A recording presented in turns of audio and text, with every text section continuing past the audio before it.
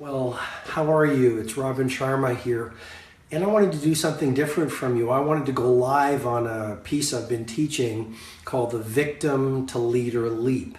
And I could have recorded it, but I believe there's not a lot of payoff in safety. And I believe a dangerous life is a greater payoff than a safe life. And what I really mean by that is you don't really grow unless you take some risks. So I wanted to come here on the Facebook Live and take a risk and teach a model for you to walk you through it, because as I crisscross the planet, I realize there are so many people who are behaving like victims, and they are so stuck in victimhood, but they recite their excuses and their victim stories so often they don't know that they're not seeing reality. They're seeing life or reality through a perceptual filter or through a lens of them being a victim. I guess what I'm suggesting to you is our perception is what drives our performance, and our beliefs are what drive our behaviors. And so what I wanted to do to be of service to you is to really walk you through this victim to leader leap. I taught a little bit of it in Dublin a few weeks ago. I was very blessed the other morning, about 5 mornings ago, to be in Orlando, where I spoke for the leadership team of IBM Watson Health. And I've just been really dialing in more than ever on this whole difference between being a victim and being a leader. So I guess I want to talk first of all, or share first of all, with great love and respect, that the victim has a mindset of can't. And the leader has a mindset of can. Now that seems very obvious, but if you look at the work of Ellen Langer over at Harvard University, she talks about the psychology of possibility. I'm going to repeat that again because it's so important. The psychology of possibility. And if you look at a victim, okay, it's I can't do this. I was at a hotel recently and I walked in, I did my early morning workout. I've been teaching the 5 a.m. club for about 20 years. And so I had an early morning run, and I came in and it was probably 5:30, and there was this gentleman behind the counter at the hotel, and I said, "Can you get me tickets to this concert that I just saw a poster of?" And his whole language and his whole mindset and his whole behavior was like, I can't do this. No one's ever asked me to get concert tickets. And his behavior was really revealing a belief or a mindset of can't. And so, like I say, Ellen Langer over at Harvard University talks about a psychology of possibility. See, the leader, it's all about can. Their whole belief, their whole tone, their whole way of being is, I can do this for you, customer. I can get this dream done. I can bring on my best game. I can live an epic life. So I'm going to ask you right now here on this video, where are you stuck in a mindset of can't, which is really how victims operate? And how can you leap or rise to the psychology of possibility, to use Ellen Langer's term, or the mentality of possibility? Number one. Number two, victims are busy being busy. So they're going to come up with all these reasons why they can't do world-class work, why they're not in great health, why they don't have a great family life, why they're not having a great impact on the world. But here's the thing. When you watch a victim in action, they're really busy being busy, okay? So they know they're always doing meetings, they're always talking, they're always moving, but please don't confuse movement with productivity. There's a big difference between busyness and impact.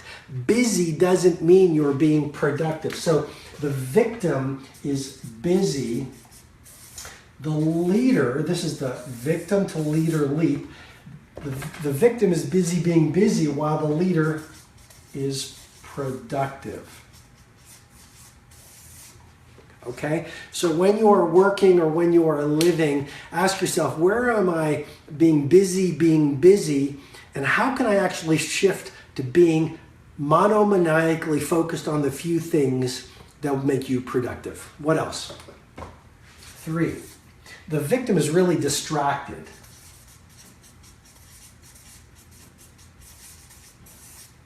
So the victim loves entertainment, the leader loves education, the victim loves leisure, the leader loves learning. And if you watch a victim in action, and we all do this, okay? We all have elements or pockets of victimhood within our work and personal life. But the victim is really distracted. They're distracted to their phones. Every notification comes in, okay? And as you've heard me say before, an addiction to distraction is the death of creative production. This is a massive opportunity for you in the marketplace because most people are unbelievably addicted to distraction. They're checking their phones. Every time a WhatsApp comes in, they're surfing the net. It just goes on, and they're not maniacally focused on, rather than being distracted, focused. See, the leader understands minimalism. The leader understands that the essence of genius is simplicity. So the leader builds her life around what I call the big five or the vital few. Become really, really, really good at just a few things and you will rise to world class in the work that you do. Number 4, the victim makes excuses. The leader delivers results. So, if you recite your excuses long enough, you actually hypnotize yourself to believe that your excuses are real. And I'm going to challenge you because I love you. So I'm going to challenge you with great love and respect. Where in your work life, where in your personal life, where in your health life, where in your spiritual life are you making excuses?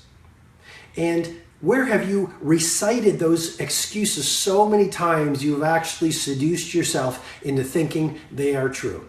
Because you can tell a victim a mile away. They're all about excuses. They're so frightened because underneath an excuse lives a fear. And I'm going to repeat that again because it's so important. Underneath every single one of our excuses lives a fear. And we can get into the neurobiology of cortisol, which is the fear hormone. Okay, this morning I watched Amy Cuddy's TED Talk on power poses. And what she talked about is that every time you do this power pose, that you see a lot of athletes or even a lot of great statespeople do, you actually reduce the amount of cortisol pulsing through you and you can take more risks and you can behave more like a leader. All I'm simply saying is this: you have a choice every day when you walk out into the world. You can make excuses or you can deliver results. You can't do both. And have you fallen into the trap of saying your excuses so many times, like, I can't get fit because of whatever, or I can't lead my industry because of whatever, or I can't make the income I want because of this excuse, or I can't find enough time for myself to nourish my character and my spiritual dimension because of this. Let go of your excuses today because they are costing you your fortune and they are costing you your ideals and they are costing you your gifts being presented to the world. And the world needs more heroes than ever before. Why wait for them when you have it in you to become one of them? Okay, what else? Number 5 on this victim to leader leap. Number 5, the victim is a taker.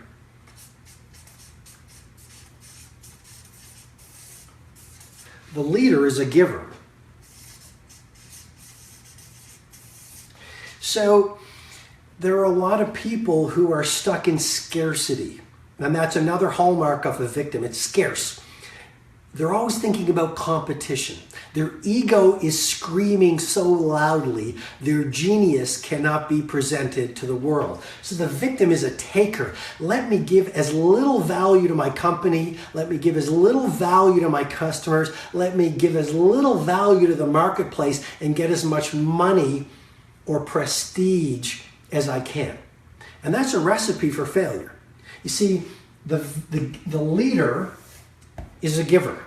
The leader understands that the marketplace rewards value delivery. Here's what I mean by that. If you want to make more money, give more value.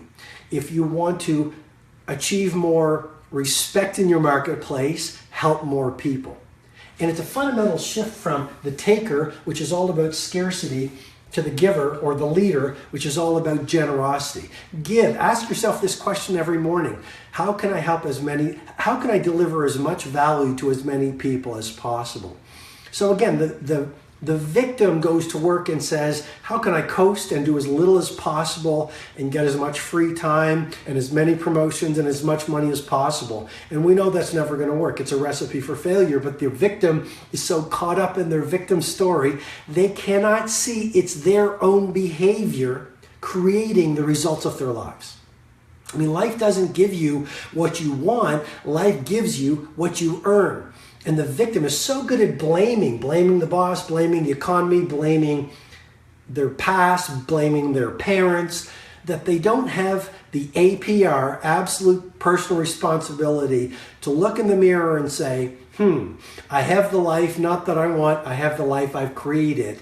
And where can I recreate my life so I build a better life? So think about where you might be taking and ask yourself where you can be giving. Here's what I want to do as I end this video. I want to give you about 11 or 12 or maybe 13 granular tactics you can use today to shift from being a victim to being a leader. Number one, turn off the TV. Forget about knowing every great new TV show. Forget about following the crowd, because to have what very few have, you've got to be willing to do what very few people do. I'm going to repeat that again with great love and respect. You see, so many of us want a world-class life. We want to do iconic work. We want to be the titans of our industry. And I'm really excited to share this December, we're going to be doing our 6th Titan Summit, which has become one of the most famous live events in the world. And my point is really this: we want to do iconic things in the world, but we also want an easy life. And so I think this brain tattoo that I've been teaching for many years, to have the things very few have, you've got to be willing to do what very few are willing to do. And so we live in this world or this culture where people want to live great lives and they want to impact the world and they want to do their dreams, but they're resigned to safety. And they don't want to get up early, and they don't want to work hard, and they don't want to give ridiculous amounts of value to their customers, and they don't want to dial in their health, and they don't want to turn off the TV and stop watching the news and read and study like a master versus a beginner. So you can have a world-class life, but do the things that victims do. That just doesn't make any sense. And so one of the things I encourage you to do is to turn off the TV, forget about relentless entertainment, forget about a life of leisure, and live a dangerous life. Read the hard books, have the difficult conversations, detox your peer circle from the victims. Get up earlier, start studying your craft, start saving more money, start forgetting about what's in it for you, and start thinking about how you can give value to the customer or person or teammate in front of you. Number two, start to develop an intimacy with your excuses. I mean, we're all grown-ups here. And so the moment you wake up and I wake up is the moment we take a very good, I guess what I'm saying is, number two, we're really good at lying to ourselves, at self-deception, because it protects us, it keeps us safe. You know, it's dangerous to leave your comfort zone, but that's where all the treasures live. And so point number two is develop this intimacy with your excuses, so you start to take a really good hard look at where you're lying to yourself. And so you start to say, wow, the reason I'm not the heavyweight champion of my industry is because I'm not really putting in the time, and I'm not really giving my company or my customers or the marketplace exponential value. Or maybe your excuse is, well, the reason why I'm not very happy or have a lot of time for myself is I don't manage my time well. But just start to really take a good hard look at where you're making excuses, because you and I grow up the day we shift from making excuses to taking personal responsibility for the way our lives look. Number three, execute. The job of a leader is less talk, more do. To translate your ideals into execution. Big idea here. I mean, there's a lot of talkers in the world. Here's what I'm going to do at work. Here are my goals. Here's what I'm going to do this new year. Here's what I'm going to do in my life. Here's how I'm going to be heroic. I'm going to be a better man, a better woman, a better performer. This is what I'm going to do. And they don't execute. You know what makes a hero? You know what makes a leader versus a victim? Don't tell us what you're going to do. Show us what you've done. Develop a monomaniacal execution IQ. I guess what I'm suggesting to you is if you practice executing long enough, you're going to be world-class at execution. But if you practice talking and not doing, you're going to be Federer level, Messi level, Picasso level, Kanye level, Shakespeare level, Elon Musk level, Steve Jobs level at talking versus doing. Sounds really obvious, but your life reflects, or where you're winning in your life reflects what you've been practicing. Number 4, I would say, is this. Get to sleep earlier. That old idea that we've heard for hundreds of years, which is early to bed, early to rise, is a very wise idea. You know, some science is showing, especially the work of Charles Duhigg, which he wrote the great book, The Power of Habit. And some of his research confirms that we make our weakest choices between 9 o'clock and midnight. And that's because our willpower is lower. Science also shows our cortisol, our fear hormone, is higher. And so what I'm suggesting to you is it's a really smart practice to go to sleep earlier so that you don't have the junk food at 10 o'clock because you're exhausted. Or you don't surf the internet mindlessly or watch toxic TV shows. I've been watching a few TV shows recently that I've never watched because everyone's talking about them, so I wanted to study them. And the amount of violence, the amount of negativity in some of these amazing new TV shows is incredible. But, garbage in, garbage out. It's an old idea, of course, but if you put negativity and toxic information into your mindset, heart set, health set, and soul set, these are some new words I've been teaching. Health set, heart set, and soul set. Maybe I'll talk about them a little later in this video. But the point is simply this. Go to sleep a little earlier so that you get your 6 or 7 or 8 hours of rest, and then get up at 5 o'clock. This concept I've been teaching for 20 years that is getting tremendous traction in the culture right now, and I'm so happy to see it because as you begin your day, so you craft your life. And if you can give yourself from 5 o'clock to 6 o'clock to prepare your mind, to prepare your heart, to prepare your body, to prepare your spirit, then you are going to be at 6 o'clock and you're going to be this force of nature, and your days are going to consistently be so much better because you gave yourself that holy hour first thing in the morning. What else? Watched Amy Cuddy's TED Talk. I talked about the power pose that she talked about and the science behind it. A few final ideas. Give yourself another fantastic ritual, which is a daily walk in nature. So it might be 5 o'clock, 6 o'clock, 7 o'clock, but get out into the woods. Or if you live in the Middle East, get out into the desert. Or if you live in South America, walk in the mountains. No matter where you live, remember, we are constructed by nature to be out in nature.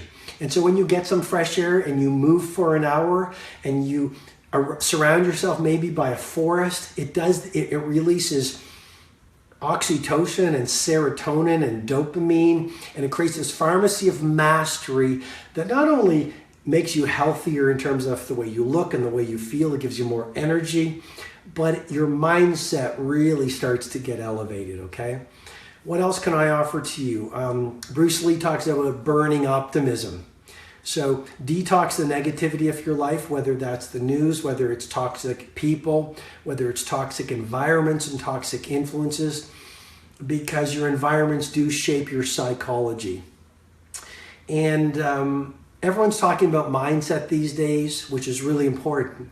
But you can have a great mindset where you're thinking great thoughts and you've installed the psychology of possibility, again, to give credit to where it's due to Ellen Langer. You can install a mentality of world class, and that's fantastic. You need that because, as I suggested earlier, your behavior is showing you your beliefs, and your performance reflects your perception, your perceptual filter on the world. So you've got to clean out your limiting beliefs, okay, and your psychological sabotage. But everyone's talking about mindset, but it's not just your psychology, because a great, brave, heroic, warrior-like mindset without an open heart a heart free of anger, a heart free of resentments.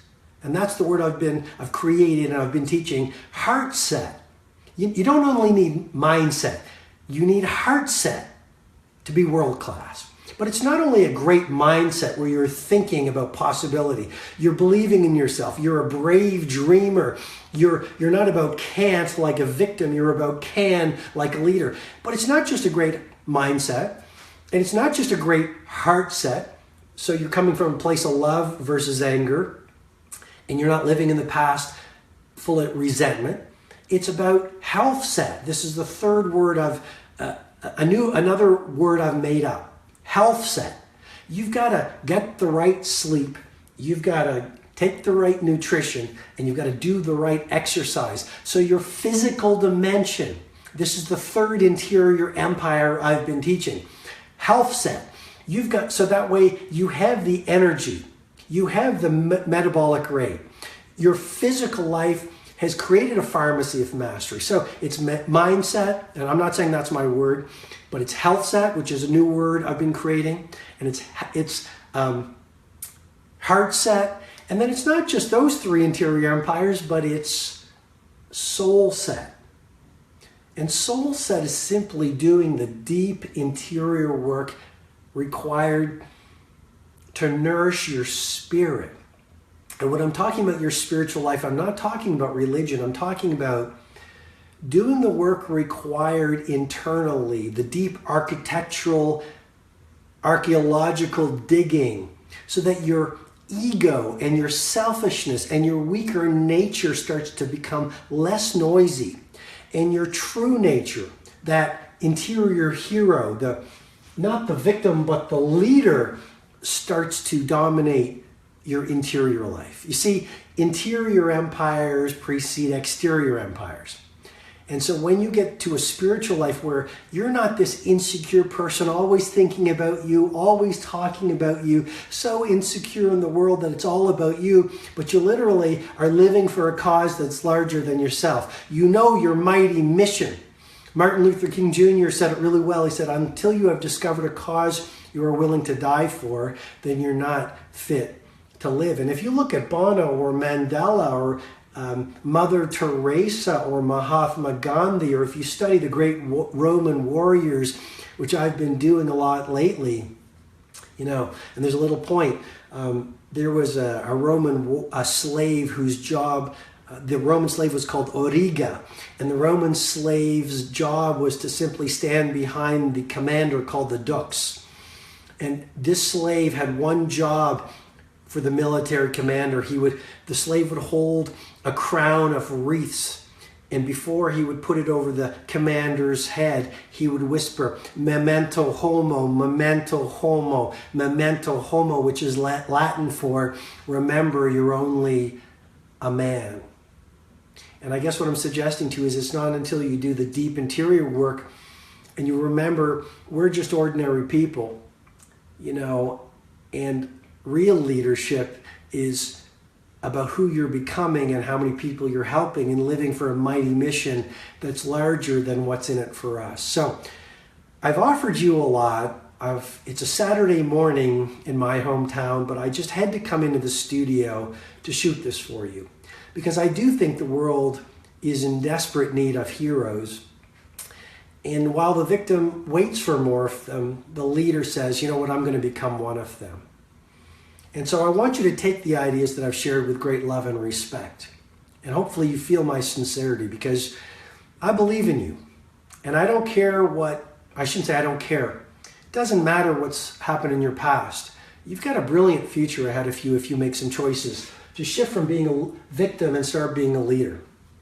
And so why worry about your past or people who might have hurt you or tragedies you might have experienced when you still have it in you to make tomorrow and this year and the rest of your life pure art. And so shift from victimhood into leadership. Shift from a mindset of can't to a mentality of possibility. Shift from being busy, which is really an escape from having to do something beautiful in the world, and start being really productive and monomaniacally focused on doing work that wows. Shift from being distracted and watching other people living their lives on the social media because we are too afraid to go out in the world and present our gifts and our talents, and start being monomaniacally focused. Shift from making excuses about why you don't have the life you want, the health you want, the income you want, the impact you want, the friends that you want, the love that you want, the help that you want, the service that you want, the inner peace that you want. Shift from making these excuses, which are really just protecting you because you're scared, and start being all about results. And shift from being a taker, if you are a taker in any area of your life, to being a giver. And giving actually begins with you. Give to yourself what you most need to receive from the world. So I'm Robin Sharma. If you're interested in what I've shared, I've got a podcast that millions of people around the world are getting a lot of value from. It's called The Mastery Sessions. You can find it on iTunes. You can watch my Mastery Sessions. There's probably 50 or 60 of them now up on YouTube. And if you want to dial into personal mastery, then come to my live event in June. It's called Personal Mastery Academy.